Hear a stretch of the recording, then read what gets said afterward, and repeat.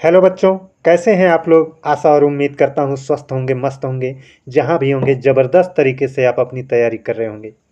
दोस्तों, कल मैंने आप लोगों को उपसर्ग पढ़ाया था और आज उसी उपसर्ग टॉपिक का मैं प्रैक्टिस कराने आया हूँ। तो चलिए चलते हैं अपने क्वेश्चन की ओर और एक एक करके इनको हम देखेंगे और पढ़ेंगे, समझेंगे। अगर आप लोग थ्योरी क्लास नहीं देखे हैं तो देख सकते हैं। अगर नहीं देखना चाहते हैं फिर भी आप प्रैक्टिस कर सकते हैं, कोई दिक्कत नहीं है। बहुत कुछ आप पहले से ही जानते हो। तो ये देखिए, हमारा पहला क्वेश्चन है। इसमें से कहा है कुख्यात में प्रयुक्त उपसर्ग किस भाषा का है। तो दोस्तों, यहाँ पर हमारे लिए ना समस्या ये पड़ रही है कि अगर उपसर्ग ढूंढना होता तो ढूंढ लेते, लेकिन वह उपसर्ग किस भाषा का है ये पता करना थोड़ा सा मुश्किल होता है। लेकिन कोई बात नहीं है, थ्योरी क्लास में मैंने बाकायदा वहाँ पर हिंदी के उपसर्ग, संस्कृत के उपसर्ग, उर्दू के उपसर्ग, अंग्रेजी के उपसर्ग, है ना, अरबी फारसी के उपसर्ग, विदेशी भाषा के उपसर्ग, इन सबको दिया है और बहुत कठिन नहीं है ना। जा कर के आप देख सकते हैं। और इसमें देखिए, इसमें कुख्यात में उपसर्ग हमें ढूंढना था। तो ये भाई कु और ख्यात से मिल करके बना है और उपसर्ग तो शब्द के आगे रहता है। ये हमारा मूल शब्द है, मुख्य शब्द है, और इसके आगे कु लगा है और यही कु क्या है, उपसर्ग है। लेकिन ये किस भाषा का है, तो हिंदी भाषा का ये उपसर्ग है। ये किस भाषा का है, हिंदी भाषा का है। अब कुछ नहीं आप करना चाहते हैं तो आप एक काम करिएगा ना, हिंदी भाषा के उपसर्ग याद कर लेना, संस्कृत भाषा के 22 उपसर्ग हैं उनको याद कर लेना, बस, है ना। इतना काम कर लेना और हिंदी वाले और संस्कृत वाले पता रहेंगे तो अन्य विदेशी में आपका चयन हो जाएगा। बढ़ते हैं अपने दोस्तों अपने अगले क्वेश्चन पर। लेकिन याद रखना, कु जो उपसर्ग होता है ये आपका हिंदी भाषा का उपसर्ग होता है। ऐसे ही बहुत सारे और सब शब्द मिल जाते हैं, जैसे कुसंगत मिल जाती है, कुख्यात तो है ही है ना, कुपात्र होता है। ऐसे बहुत सारे शब्द आपको मिलते हैं जिसमें कु उपसर्ग लगे होते हैं। ये देखिए, हमारा अपना अगला क्वेश्चन है। इसमें कहा है आदि उपसर्ग किस भाषा का है। जो आदि उपसर्ग है दोस्तों, ये किस भाषा का है, हिंदी का है या संस्कृत का है या विदेशी है या अंग्रेजी है, किस भाषा का है। तो देखिए दोस्तों, आपका संस्कृत में जो उपसर्ग होते हैं उन उपसर्गों की संख्या होती है 22 और मैंने इनको याद भी कराया था आपका वीडियो में, पिछले दिन के लेक्चर में। वो होता है प्र, प्रा, अप, सम, अनु, अव, निस, निर, दुस, दुर, वी, यांग, नी, अधि, है ना। नी, अधि, अधि देखिए आ रहा है, प्रपरा, अप, सम, अनु, अव, निस, निर, दुस, दुर, वी, यांग, नी, अधि, अधि आ रहा है। तो ये अधि क्या है, संस्कृत भाषा का क्या है, उपसर्ग है ना। याद रखना, अधि क्या है, संस्कृत भाषा का उपसर्ग है। बढ़ते हैं अपने अगले क्वेश्चन पर। कह रहा है एक्स उपसर्ग किस भाषा का है ना। एक्स उपसर्ग किस भाषा का है, हिंदी का है या संस्कृत का है, विदेशी का है या फिर अंग्रेजी का है। तो दोस्तों, इसका जो सही जवाब है ना, वो आपका है ऑप्शन डी, अंग्रेजी। अंग्रेजी वाले उपसर्गों को हमें बहुत आसानी से याद करने में, मतलब अंग्रेजी वाले उपसर्ग बड़े आसानी से याद हो जाते हैं, इनकी संख्या ज़्यादा नहीं है ना। एक्स का प्रयोग किया जाता है, जैसे एक्सप्रेस कह दिया जाता है, एक्स बॉय कह दिया जाता है, एक्स गर्ल कह दिया जाता है ना। तो और इस एक्स का मतलब होता है फ्री, स्वतंत्र जिसको आप कहते हो, है ना, मुक्त, मुक्त आप कह सकते हो, मुक्त, फ्री, स्वतंत्र, ये आपका भाव निकलता है ना। एक्सप्रेस मतलब जो आपकी गाड़ी है वह फ्री है, बहुत तेज चलती है ना। तो इस तरह से कुछ होता है। तो यक्स आपका क्या है, अंग्रेजी भाषा का उपसर्ग है ना। वैसे ही अंग्रेजी भाषा के और सारे उपसर्ग होते हैं, जैसे आपका वॉइस होता है, जनरल होता है ना। अब इसमें देखिए हमारा क्या है, लापता में उपसर्ग, लापता में उपसर्ग शब्द है। तो लापता में कौन सा उपसर्ग है, ये ला है या लाप है या ता है या ला है, क्या है।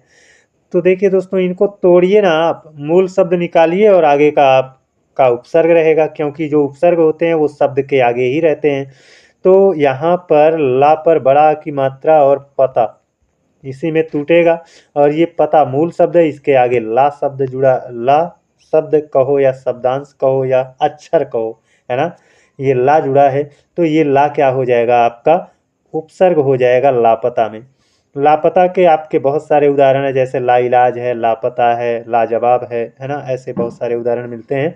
और ये ला आपका जो होता है विदेशी भाषा का उपसर्ग होता है। ये कह रहा है बुरे अर्थ में प्रयुक्त होने वाला बद उपसर्ग किस भाषा का है। दोस्तों, जहाँ पर बद लग जाता है ना, बद उपसर्ग का प्रयोग हो जाता है, वहाँ पर जो भाव होता है वो आपका बुरा अर्थ देता है, यानी खराब बताता है, किसी चीज़ को खराब बताता है ना। जैसे कह दिया जाता है बदसूरत, बदजलन, है ना, बदौरत, है ना, या फिर बदतमीज, है ना, बदतमीज कह दिया जाता है। तो यहाँ पर क्या है, बद का प्रयोग हमेशा जानते रहो कि इसका जब भी प्रयोग होगा तो वह उस शब्द के द्वारा एक बुरा अर्थ प्रकट करवाएगा। ये किस भाषा का है, हिंदी का है, संस्कृत का है, या उर्दू फारसी का है, या अंग्रेजी का है ना। तो बद उपसर्ग जो होता है दोस्तों, वो आपका उर्दू फारसी का होता है। दोस्तों, मैंने डिटेल क्लास में आप लोगों को बताया था, यहाँ पर भी मैं थोड़ा सा बताना चाहता हूँ। आसान इसलिए हमारा कभी कभी टॉपिक हो जाता है, क्योंकि ये जो उपसर्ग, जैसे आप इतना केवल जानो, संस्कृत शब्दों के आगे संस्कृत वाले उपसर्ग लगेंगे, हिंदी शब्दों के आगे हिंदी वाले उपसर्ग लगेंगे, उर्दू शब्दों के आगे उर्दू वाले उपसर्ग लगेंगे, अंग्रेजी शब्दों के आगे अंग्रेजी वाले उपसर्ग लगेंगे, है ना। तो यहाँ पर मैंने बद का प्रयोग कर लिया, है ना, बदसूरत, है ना, ऐसे बदसूरत। तो मुझे पता है सूरत विदेशी भाषा का शब्द है ना। तो जब विदेशी भाषा का शब्द है और इसके आगे लगा हुआ उपसर्ग जो होगा वो भी तो विदेशी ही होगा, है ना। उर्दू फारसी ये तो विदेशी में ही आते हैं, है ना। अंग्रेजी को तो मैं मतलब पहचानता ही हूँ, है ना। तो आपका इसमें जो सही जवाब हुआ वो आपका क्या हुआ, ऑप्शन सी करेक्ट जवाब हुआ। बढ़ते हैं अपने अगले क्वेश्चन पर। लेकिन दोस्तों, आप लोगों से मैं तो यही कहूँगा कि आप एक बार डिटेल वाली क्लास ज़रूर देख लें, क्योंकि हमको सफल होना है। बहुत शॉर्टकट अपनाओगे ना तो सफल नहीं हो पाओगे। बहुत शॉर्टकट नहीं अपनाना है, डिटेल में हमको समझना है ना, प्रैक्टिस करना है। और इतना ही नहीं, बार बार हमको पढ़ना है, याद हो जाए फिर भी पढ़ना है। इस तरह से पढ़ा जाता है तब सफलता मिलती है ना। और जब हम चीज़ों को आज का कल करेंगे, कल का परसों करेंगे, टाल मटोल करेंगे, लापरवाही करेंगे, तो भाई आपका नंबर नहीं आने वाला है, क्योंकि मेहनत करने वाले बहुत हैं और आप तो मेहनत करना नहीं चाहते हो, लापरवाही करना चाहते हो। तो भाई लापरवाही से काम नहीं चलेगा, मेहनत करने से काम चलेगा। क्या कह रहा है, हम उपसर्ग किस भाषा का है। अब हम उपसर्ग किस भाषा का है ये हमको ढूंढना है। तो अब मैं क्या करूँगा ना, हम का प्रयोग कर लूँगा। हम उपसर्ग से बना शब्द ढूंढूंगा और वह शब्द देखूंगा कौन से भाषा का है, तुरंत हमको पता चल जाएगा कि ये हम उपसर्ग किस भाषा का है ना। जैसे हम शकल कह दिया जाता है, हम सफ़र कह दिया जाता है ना। तो जो शकल है, सफ़र है, ये सभी विदेशी भाषा के हैं, है ना। तो हम उपसर्ग किस भाषा का होगा, विदेशी भाषा का होगा। कैसे मैं जान गया, भाई पढ़ना पड़ता है ना। तद्भव तत्सम पढ़े, उसके बाद देशज विदेशज शब्द पढ़ा था, देशज विदेशज सज शब्द हमने पढ़ लिया है। तो उसके आधार पर भी उपसर्ग हम पहचान सकते हैं कौन सा आपका विदेशी है, कौन सा स्वदेशी है। स्वदेशी का मतलब हिंदी वाला और संस्कृत वाला, ये दोनों स्वदेशी ही कहे जाएंगे, है ना। तो ये हम शकल, हमदर्द, हम राही, हम सफ़र, ये सभी क्या है, शकल, सफ़र, दर्द, ये सभी विदेशी भाषा के शब्द हैं। और विदेशी भाषाओं के शब्दों के आगे लग रहा है, इसलिए ये विदेशी उपसर्ग होगा, है ना। इसीलिए मैं जान गया और उपसर्गों को भी पढ़ लिया। तो भाई आपको यही काम करना है ना। चलिए देखते हैं अपना अगला क्वेश्चन। आज मैं कुछ ज़्यादा ही समझा रहा हूँ आपको, क्या करूँ दोस्तों, है ना। समझाना पड़ता है, समझाएंगे नहीं आपको तो आपको समझाएगा कौन, रास्ता मैं नहीं दिखाऊंगा तो कौन दिखाएगा। चलो यहाँ पर देखो, कह रहा है निम्नलिखित में से किस शब्द में आ उपसर्ग का प्रयोग नहीं है। आ उपसर्ग का प्रयोग नहीं है ना। तो देखिए यहाँ पर अकथ है, इसको तोड़ेंगे आ और कथ में टूटेगा। कथ मतलब कहने से होता है ना। अनुज को तोड़ेंगे अनुज को तोड़ेंगे दोस्तों, आ और नुज में तोड़ दोगे तो नुज का कोई अर्थ नहीं निकलेगा, है ना। नुज का कोई अर्थ होता है क्या? नहीं होता है ना। अनुज का अर्थ होता है, तो अर्थात अनुज को तोड़ ही नहीं सकते। जब अनुज को तोड़ेंगे ही नहीं, टूटेगा ही नहीं, तो उपसर्ग मिलेगा कहाँ से? अर्थात आ उपसर्ग का प्रयोग किस में नहीं है? अनुज में नहीं है ना। ये आपका ऑप्शन बी सही हो जाएगा। अभेद को तोड़ेंगे, आ अलग हो जाएगा, भेद अलग हो जाएगा। भेद का अपना पूरा पूरा अर्थ निकलता है। अचूक को तोड़ेंगे, आ अलग हो जाएगा, चूक अलग हो जाएगा, चूक का पूरा पूरा अर्थ निकलता है। लेकिन अनुज को तोड़ेंगे तो अनुज टूटेगा नहीं। अगर यहाँ पर आ और नुज में तोड़ दोगे तो नुज का कोई अर्थ नहीं निकलेगा, है ना। इसलिए हम तुरंत समझ जाएंगे कि जब टूटेगा नहीं और तोड़ रहे हैं तो अर्थ नहीं निकलेगा, तो बिना अर्थ का तोड़ने से कोई फायदा है नहीं। ऐसे शब्द थोड़े तोड़ा जाता है कि हम तोड़ दें, अर्थ निकले या ना निकले, ऐसा नहीं दोस्तों। जब भी हम तोड़ेंगे तो उपसर्ग अलग हो जाएगा और जो शेष बचेगा ना, वो मूल शब्द रहेगा, उसका अर्थ निकलना चाहिए। अब बढ़ते हैं अपने अगले क्वेश्चन पर। कह रहा है अध्यादेश में उपसर्ग का चयन करें। अध्यादेश में उपसर्ग का चयन करें, तो ये अध्यादेश है ना। आ उपसर्ग है या अधि उपसर्ग है या अध है या अधि है। जब इनको हम तोड़ेंगे ना दोस्तों, देखिए अगर हम पढ़ेंगे तो हमको पता चलेगा कि अधि उपसर्ग तो कोई होता ही नहीं है, अध उपसर्ग भी तो कोई नहीं होता है। आ उपसर्ग होता है, लेकिन आ को निकाल देंगे तो उसके बाद ध्या देश बचेगा। ध्या देश कोई चीज होती ही नहीं है ना। तो अब हम देख रहे हैं कि अधिधन आदेश में टूटेगा, अधिधन आदेश में टूटेगा। अब देखो अधिधन आदेश, आदेश का अपना अपना अर्थ भी है और अधि उपसर्ग भी है ना। संस्कृत का उपसर्ग है, वियांग नी अधि, अधि आ रहा है ना। तो ये अधि आपका संस्कृत का उपसर्ग है। संस्कृत के 22 उपसर्ग हैं, याद कर लो तो बहुत अच्छी बात है ना। बढ़ते हैं अपने अगले क्वेश्चन पर।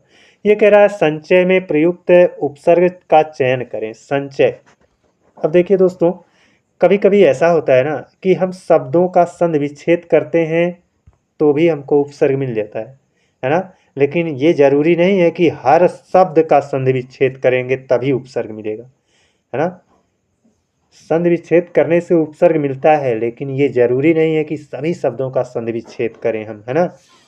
तो यहाँ पर संधि विच्छेद करने पर मिल जाएगा, क्या मिलेगा? संचय का संधि विच्छेद होता है समधन चय, समधन चय, है ना। ये सम का सम क्या होता है? उपसर्ग होता है ना। प्र पर अप सम, सम आपका मिल रहा है, सम आपका बी वाले विकल्प में दिया गया है। संस्कृत का उपसर्ग है दोस्तों, यहाँ पर हलंत रहेगा, है ना।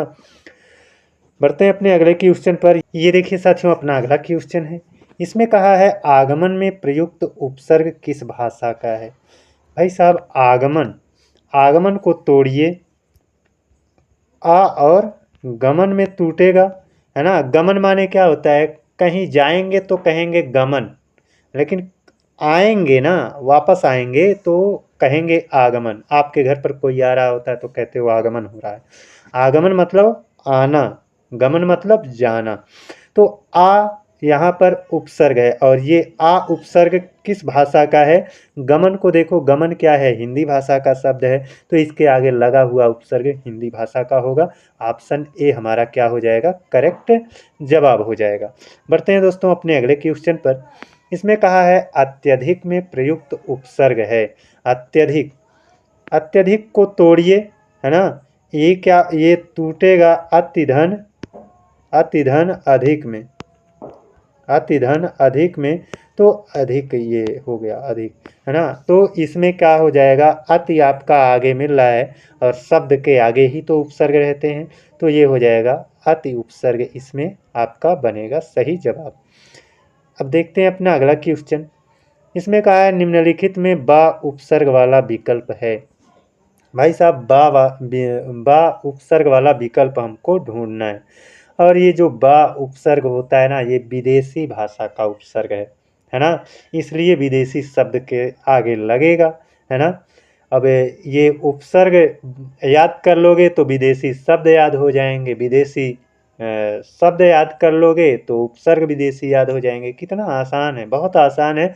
बस चीज़ों को आप रिलेट करके पढ़ना शुरू कर दो, है ना। सब ज्ञान अपने आप हो जाएगा, लेकिन जब इच्छा, अपनी रुचि, है ना, बनाओगे तब। बा उपसर्ग वाला विकल्प कौन सा है? देखो यहाँ पर कह रहा है बदनाम, बदहाल, बदौलत, बदबू, है ना। बा उपसर्ग वाला विकल्प। तो अगर हम यहाँ पर हम इनको तोड़ेंगे ना, तो बदनाम को तोड़ेंगे तो बद और नाम में टूटेगा। बद यहाँ पर उपसर्ग मिल रहा है। बदहाल को तोड़ेंगे तो बद धन हाल में टूटेगा, बद धन हाल में टूटेगा, है ना। बद आपका उपसर्ग मिल रहा है। बदौलत को तोड़ेंगे तो बा धन दौलत में टूटेगा, है ना। बा धन दौलत में टूटेगा। देखो बाद वाले शब्द का अर्थ निकल रहा है, दौलत, हाल, नाम, ये अर्थ निकल रहे हैं ना, है ना। और तब इसके आगे जो है वो सब क्या है? उपसर्ग है। बदबू को तोड़ेंगे तो बद धन बू में टूटेगा, बद धन बू में टूटेगा, है ना। तो यहाँ पर दोस्तों हमसे कहा था बा उपसर्ग वाला विकल्प, तो बा उपसर्ग वाला विकल्प किसमें है? बदौलत में है ना। बदौलत में है। ये आपका ऑप्शन सी करेक्ट जवाब हो जाएगा। बढ़ते हैं अपने अगले क्वेश्चन पर। कह रहा निम्नलिखित में से किस शब्द में उपसर्ग नहीं है? ओहो भाई साहब, इसको ध्यान से देखना। किस शब्द में उपसर्ग नहीं है? समुद्र, पराक्रम, विवाद, आश्चर्य। चार शब्द आपके दिए गए हैं, चारों में से किस शब्द में आपका उपसर्ग नहीं है? तो चलिए चलते हैं, तोड़ते हैं, देखते हैं। समुद्र को तोड़ेंगे तो समधन, समधन उद्र में टूटेगा, समधन उद्र में टूटेगा। पराक्रम को तोड़ेंगे तो परा, पराधन क्रम में टूटेगा, है ना। और विवाद को तोड़ेंगे तो वि और वाद में टूटेगा। वाद का मतलब दोस्तों विचार विमर्श या बातचीत करना, वो है ना। तो अब आश्चर्य को तोड़ेंगे तो टूटेगा नहीं, है ना। आ धन सचर्य कर दें या आस धन चर्य कर दें तो ये टूटेगा नहीं, है ना। तो ये आपका क्या है? इसी में उपसर्ग का प्रयोग नहीं है ना। इसी में आपका क्या होगा? उपसर्ग का प्रयोग नहीं है। बाकी सब में क्या था? इसमें सम उपसर्ग है, इसमें परा उपसर्ग है, इसमें वी उपसर्ग है। और आश्चर्य को तोड़ेंगे तो टूटेगा नहीं, दोनों का अलग अलग अर्थ भी नहीं निकलेगा, उपसर्ग नहीं निकलेगा, है ना। अब बढ़ते हैं अपने अगले क्वेश्चन पर। इसमें कहा है निम्नलिखित में से अंग्रेजी का उपसर्ग नहीं है। भाई साहब अंग्रेजी के का उपसर्ग कौन सा नहीं है? यही कहा है। हाफ, सब, सॉरी हम, सब, जनरल। तो इसमें कौन सा आपका अंग्रेजी वाला उपसर्ग नहीं है, यही बताना है। तो देखिए दोस्तों, अंग्रेजी वाला उपसर्ग ये हाफ जो होता है अंग्रेजी का उपसर्ग है ना। जैसे हाफ का प्रयोग कर देते हैं, हाफ पैंट, हाफ पैंट कहते हैं, पैंट अंग्रेजी शब्द है ना। हाफ मैन कहते हैं, है ना। तो हाफ पैंट हो जाएगा, हाफ मैन हो जाएगा, हाफ टिकट हो जाएगा, है ना। तो इस तरह से हाफ आपका अंग्रेजी का उपसर्ग है। हम, ये हम देखिए अंग्रेजी का उपसर्ग है? नहीं होगा ना। हम क्या है? देखो हम कहा जाता है, हम का प्रयोग हम सफ़र, सफ़र तो अंग्रेजी भाषा का है नहीं, और इसके आगे अगर लगा है हम तो ये भी अंग्रेजी भाषा का नहीं होगा। तो हम जो है ये अंग्रेजी भाषा का उपसर्ग नहीं है, यही हमारा सही हो जाएगा। बाकी सब, सब आपका अंग्रेजी भाषा का है। जैसे कहा जाता है सब इंस्पेक्टर, है ना, सब रजिस्टर। सब का मतलब क्या? जो नीचे रहता है उसको कहा जाता है सब, है ना। इंस्पेक्टर के नीचे काम करने वाले इंस्पेक्टर को सब इंस्पेक्टर कहेंगे। रजिस्टर के नीचे रखे रजिस्टर को सब रजिस्टर कहेंगे, है ना। तो यहाँ पर सब आपका अंग्रेजी भाषा का उपसर्ग है ना। General, general secretary, general manager, है ना। तो मैनेजर, सेक्रेटरी ये सब अंग्रेजी भाषा के हैं, अतः जनरल अंग्रेजी भाषा का उपसर्ग होगा।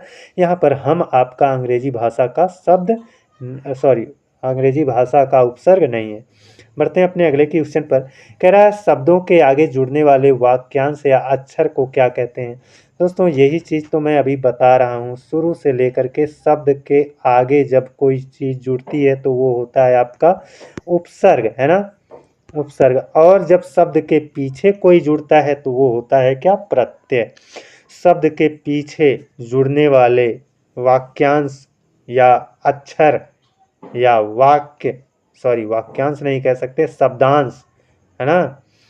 शब्द के पीछे जुड़ने वाले शब्दांश या अक्षर को क्या कहेंगे, उसको परसर्ग कहेंगे या फिर उसको प्रत्यय कहेंगे। देखिए उपसर्ग आगे जुड़ता है, परसर्ग पीछे जुड़ता है, परसर्ग को ही प्रत्यय कहते हैं, है ना। अब इसमें क्या कहा गया था, शब्दों के आगे जुड़ने वाले शब्दांश या अक्षर को क्या कहते हैं। भाई आगे जुड़ रहा है ना, तो आगे आगे वाला उप होता है, पीछे वाला आगे वाला उप होता है, आगे वाला उप होता है और पीछे वाला पर होता है ना। तो उपसर्ग परसर्ग सर्ग दोनों रहते हैं, आगे जुड़ेगा तो उपसर्ग, पीछे जुड़ेगा तो परसर्ग, है ना। तो यहाँ पर परसर्ग तो पीछे जुड़ता है, उपसर्ग आपका सही जवाब है ऑप्शन बी, है ना। विशेष अर्थ सर्वनाम ये इनका कोई मतलब ही नहीं बनता है। आगे देखते हैं, कह रहा है 29 नहीं है, 19 में उपसर्ग है, 19 में कौन सा उपसर्ग होगा, है ना। तो उन है या उत है, या यहाँ पर उन है या उत है, तो 19 को तोड़ लीजिए, है ना। देखो उन को तोड़ेंगे तो उन धन 20, है ना, 20। देखो उन का अर्थ होता है कम, है ना। कम का मतलब, उन का मतलब एक कम, सॉरी उन यहाँ पर लिखना है ना।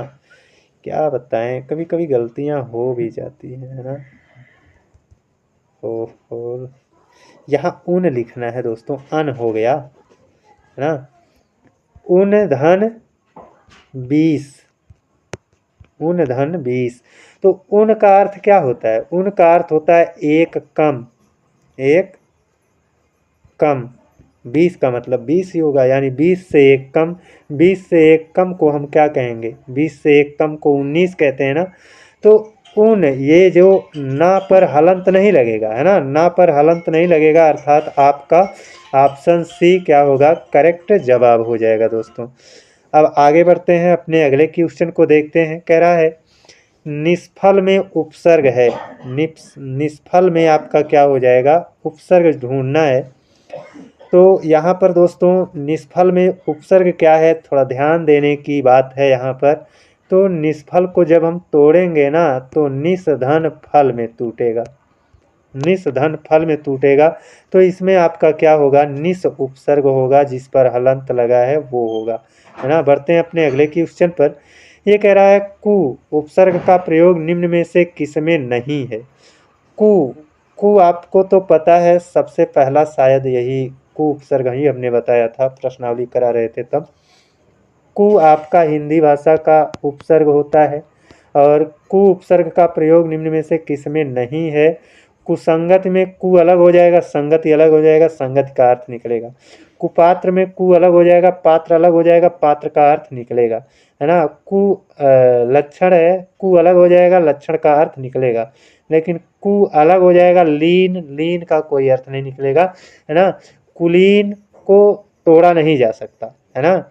तो जो आपका कुलीन शब्द है, यही सब चीज़ें तो होती हैं जो हमको ध्यान देना होता है। ऐसा लगेगा कि कुलीन टूट जाएगा, है ना, टूट जाएगा, लेकिन ये टूटेगा नहीं, यही तो ध्यान देना है हमको।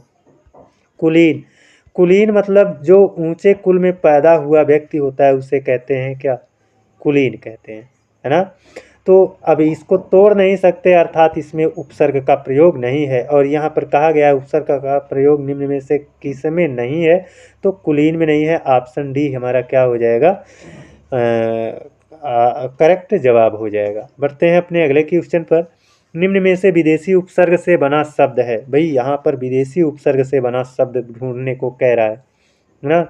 अधिनियम को देखते हैं तो है ना। इसमें अधि उपसर्ग है, अधिधन नियम में टूटेगा। उचक्का में उ उपसर्ग है ना। चक्का आप देखो जैसे अपने देश की भाषा है ना, तो उ उपसर्ग है ना, हिंदी भाषा का है ना। और ये भरपेट, भरपेट, पेट, पेट के आगे भर लगा है तो भर उपसर्ग है। और सरदार है ना। अभी जब मैं आप लोगों को पढ़ा रहा था देशज विदेशज, तो वहाँ पर मैंने आपको बताया था दार, दार फारसी भाषा का शब्द है ना। तो सर को अलग कर देंगे और दार को अलग कर देंगे। दार फारसी भाषा का शब्द है, इसके आगे लगा उपसर्ग भी फारसी भाषा का होगा। और जब फारसी भाषा का ये सर फारसी भाषा का उपसर्ग है, तो सरदार फारसी भाषा से बना, फारसी भाषा के शब्द और उपसर्ग से बना शब्द भी है। तो ये आपका क्या हो जाएगा, विदेशी उपसर्ग से बना शब्द होगा, है ना। सरदार जो शब्द बना है ये विदेशी उपसर्ग से बना शब्द है। अब बढ़ते हैं अपने अगले क्वेश्चन पर। ये कह रहा है दोस्तों, उच्चारण में प्रयुक्त उपसर्ग कौन सा है। यही शायद हमारा लास्ट क्वेश्चन है, 20 क्वेश्चन थे हमारे। उच्चारण तोड़ देंगे, उत धन चारण में टूटेगा। उत धन चारण में देखो दोस्तों, यहाँ पर चा एक आधा है इसीलिए ता आधा रहेगा, है ना। ता आधा रहेगा तो आपका डी वाला, यानी जहाँ पर ता पर हलंत लगा है वही वाला हमारा सही होगा।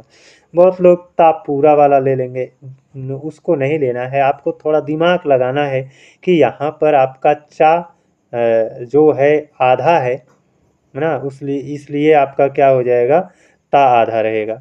अब दोस्तों कुछ बातें मैं यहाँ पर बता दूँ कि हमारा जो ये हिंदी का जो मैं ग्रामर पढ़ा रहा हूँ, शुरू से लेकर आखिरी तक आप लोगों को मैं पूरा ग्रामर मैं अपने नोट्स से पढ़ा रहा हूँ और बहुत बाकायदा बहुत अच्छे से पढ़ा रहा हूँ। हमारे नोट्स से पढ़ लेंगे तो आपको कहीं से फिर और पढ़ने की ज़रूरत नहीं है। संपूर्ण हमारे नोट्स में संपूर्ण है ना। और आप अगर किसी भी क्लास में हो, ग्रामर तो ग्रामर होता है ना। चाहे वह 8वीं का हो, चाहे 10वीं का हो, चाहे 9वीं का हो, 11वीं का हो, 12वीं का हो। यूपीपी के लिए अगर तैयार कर रहे हैं तब भी यही ग्रामर रहेगा। लेखपाल की परीक्षा है, सीटेट है, टेट है ना, सुपर टेट है, कोई भी परीक्षा हो, ग्रामर तो यही है भाई। जो 8 में है वही सब है ना। तो मैं आप लोगों को जो पढ़ा रहा हूँ वो आप पढ़ेंगे तो आप कोई भी एग्ज़ाम हो, चाहे 8वीं से ले कर के आईएएस तक कोई भी एग्ज़ाम हो, तो ये ग्रामर आपको यही रहेगा, इससे अलग नहीं रहेगा। हाँ, थोड़ा सा लेवल हाई होता है ना। जैसे जैसे हमारी हमारी परीक्षा हाई होती है वैसे वैसे हमारा लेवल भी हाई होता है। तो कोई दिक्कत नहीं है, हमारा ये इतना तैयार रहेगा तो लेवल हाई अगर रहेगा तो उसके लिए हम प्रैक्टिस करके अपनी तैयारी बना लेंगे, है ना। और तो आप लोग इतना जानते रहिएगा कि कोई भी परीक्षा हो सबके लिए ये पर्याप्त है ना। चाहे 8वीं क्लास हो, चाहे 9वीं क्लास हो, चाहे 10वीं क्लास हो, 11वीं 12वीं, है ना, यूपीपी लेखपाल कोई भी हो। तो आज के लिए दोस्तों बस इतना ही। हमारा यह वीडियो कैसा रहा आप लोग कमेंट करके ज़रूर बताइएगा। और जाते जाते रिक्वेस्ट यही करूँगा कि हमारे चैनल को सब्सक्राइब कर लीजिए, बेल आइकन को प्रेस कर लीजिए। अगले दिन आप लोगों से पुनः मिलते हैं एक नए क्लास में नए जोश के साथ। तब तक के लिए जय हिंद, वंदे मातरम।